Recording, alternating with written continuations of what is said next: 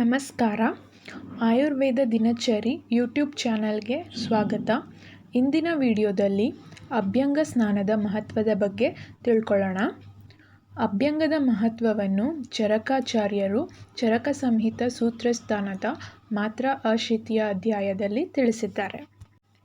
ಈಗಿನ ಕಾಲಮಾನದಲ್ಲಿ ಯಾರೂ ಅಭ್ಯಂಗ ಸ್ನಾನಕ್ಕೆ ಅಷ್ಟು ಮಹತ್ವ ಕೊಡೋದಿಲ್ಲ. ದೀಪಾವಳಿ ಅಥವಾ ಯುಗಾದಿ ಹಬ್ಬಕ್ಕೆ ಅಭ್ಯಂಗ ಸ್ನಾನ ಮಾಡೋದೇ ಒಂದು ದೊಡ್ಡ ಕೆಲಸ ಆಗಿರುತ್ತೆ. ಆದರೆ ಆಯುರ್ವೇದದ ಪ್ರಕಾರ ಅಭ್ಯಂಜನ ನಮ್ಮ ದಿನಚರ್ಯದ ಒಂದು ಭಾಗ. ಹಾಗಾದರೆ ಅಭ್ಯಂಗನ ಯಾವ ಥರ ಮಾಡ್ಕೋಬೇಕು? ಬನ್ನಿ ನೋಡೋಣ. ಯಾವುದಾದ್ರೂ ಒಂದು ಸೂಕ್ತ ತೈಲವನ್ನು, ಆಯುರ್ವೇದದಲ್ಲಿ ತಿಲತೈಲ ಅಂದರೆ ಎಳ್ಳೆಣ್ಣೆನ ಸೂಕ್ತ ಅಂತ ಹೇಳ್ತಾರೆ, ಅದನ್ನು ಸ್ವಲ್ಪ ಮಟ್ಟಿಗೆ ಬಿಸಿ ಮಾಡಿ ಶಿರದಿಂದ ಪಾದದವರೆಗೆ ಅನುಲೋಮ ಗತಿಯಲ್ಲಿ ಹಚ್ಚಿ 45 ನಿಮಿಷಗಳ ಕಾಲ ಮಸಾಜ್ ಮಾಡ್ಕೋಬೇಕು.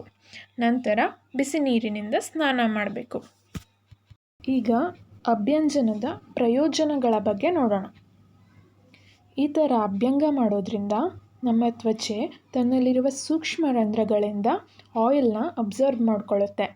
ಇದು ವಾತದೋಷನ ಬ್ಯಾಲೆನ್ಸಲ್ಲಿ ಇಟ್ಕೊಳ್ಳುತ್ತೆ, ಏಜಿಂಗನ್ನು ದೂರ ಮಾಡುತ್ತೆ, ಶ್ರಮವನ್ನು ಹೋಗಲಾಡಿಸುತ್ತೆ, ನಮ್ಮ ಇಂದ್ರಿಯಗಳನ್ನು ದೃಢಗೊಳಿಸುತ್ತೆ, ಅನಿದ್ರಾ ಸಮಸ್ಯೆಯನ್ನು ದೂರ ಮಾಡುತ್ತೆ, ಶರೀರವನ್ನು ಬಲಗೊಳಿಸುತ್ತೆ.